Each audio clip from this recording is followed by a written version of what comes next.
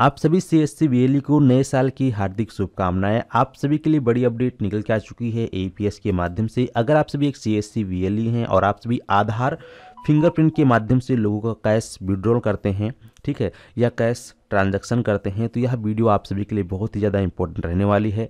NPCI का नया नियम लागू हो चुका है, जहां पे बताया गया है महत्वपूर्ण अपडेट जल्द आ रहा है। एनपीसीआई का नया नियम सन 2024 चल चुका है।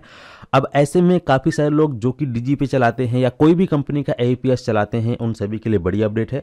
तो वीडियो को शुरू से लेकर अंत तक देखना, वीडियो आप सभी के लिए काफ़ी ज़्यादा महत्वपूर्ण रहने वाली है। अदरवाइज आपको आगे चल के कैश निकासी में दिक्कत का सामना करना पड़ सकता है। जैसे कि यहाँ पे बताया गया है साफ साफ कि एनपीसीआई का नया नियम लॉगिन प्लस बायोमेट्रिक वेरिफिकेशन। अब लॉगिन प्लस बायोमेट्रिक वेरिफिकेशन क्या है और किस प्रकार से अब आगे से आप लोग जो है कैश विड्रॉल कर पाएंगे, इसकी पूरी जानकारी आपको होनी चाहिए अगर आप एपीएस के माध्यम से कैश निकासी का काम करते हैं, कैश ट्रांजैक्शन का काम करते हैं।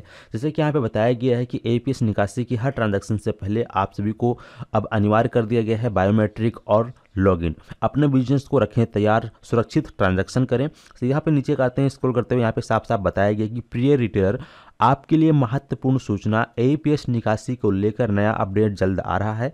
एपीएस निकासी के लिए एनपीसीआई के नए नियम के तहत लॉगिन और बायोमेट्रिक वेरिफिकेशन हर एपीएस निकासी से पहले करना अनिवार्य है। अपने बिजनेस को तैयार रखें और सुरक्षित ट्रांजैक्शन करें।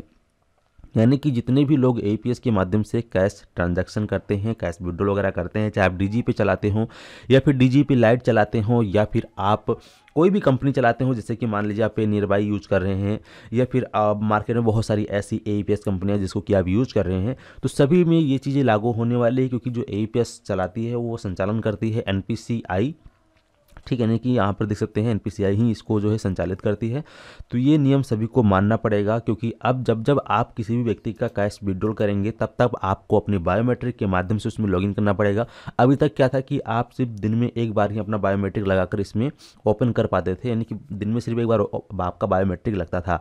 लेकिन अब जब आप ट्रांजेक्शन करेंगे, जैसे मान लो कि आपके पास 5 कस्टमर आए, तो पाँचों का आपको कैश विड्रॉल करने के लिए 5 बार आपको अपना बायोमेट्रिक का ऑथेंटिकेशन देना होगा। उसके बाद फिर कस्टमर का ऑथेंटिकेशन होगा, तब जाके कैश विड्रॉल हो पाएगा। और अगर आप अपना बायोमेट्रिक नहीं लगाते हैं तो ऐसे में आप कैश निकासी नहीं कर पाएंगे। ये बड़ा अपडेट हुआ है, बड़ा बदलाव किया गया है एनपीसीआई के तहत नियम में। तो यह आप सभी बीएलई के लिए बड़ी अपडेट है। इस वीडियो को और भी लोगों तक जरूर शेयर करना, ताकि और भी जितने भाई बहन हैं सभी को उसके बारे में अधिक से अधिक जानकारी प्राप्त हो सके। और ऐसा भी हो सकता है कि आने वाले समय में एक और अपडेट आ रही है एपीएस के माध्यम से कि जब भी आप किसी भी कस्टमर का कैश विड्रॉल करेंगे, ठीक है, तो उस केस में उसका फिंगर तो लगेगा, साथ ही साथ उसके आधार में जो नंबर लिंक होगा उस पर ओटीपी आएगा। जब वो ओटीपी आप डालेंगे उसके बाद ही जहाँ पर जाकर उसका कैश विड्रॉल, यानी कि यहाँ पे 2 स्टेप वेरिफिकेशन अब जल्द ही लागू होने वाला है। सन 2024 भी आ चुका है, यानी कि आज है 1 जनवरी सन 2024, ठीक है। तो आप सभी के लिए बड़ी अपडेट है। जैसा कि आपको पता भी होगा, अगर आप पैन कार्ड वगैरह भी बनाते हैं तो एनएसडीएल के माध्यम से भी 2 स्टेप वेरिफिकेशन को लागू किया गया है। इसके साथ बहुत से ऐसी सर्विसेज जिसमें कि पहले 2 स्टेप वेरिफिकेशन नहीं था, लेकिन अब हर एक सर्विस में 2 स्टेप वेरिफिकेशन लागू किया गया है।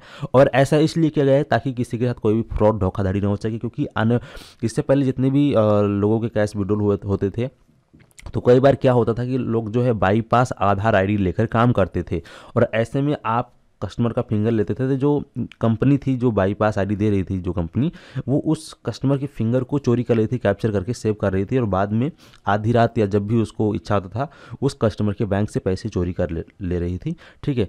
तो अब इस चीज़ को रोकने के लिए यहाँ पर ये स्टेप को लॉन्च किया जाएगा, ताकि जो है फ्रॉड से लोग ज़्यादा से ज़्यादा बच सकें और आप लोग भी जो है सुरक्षित रहें।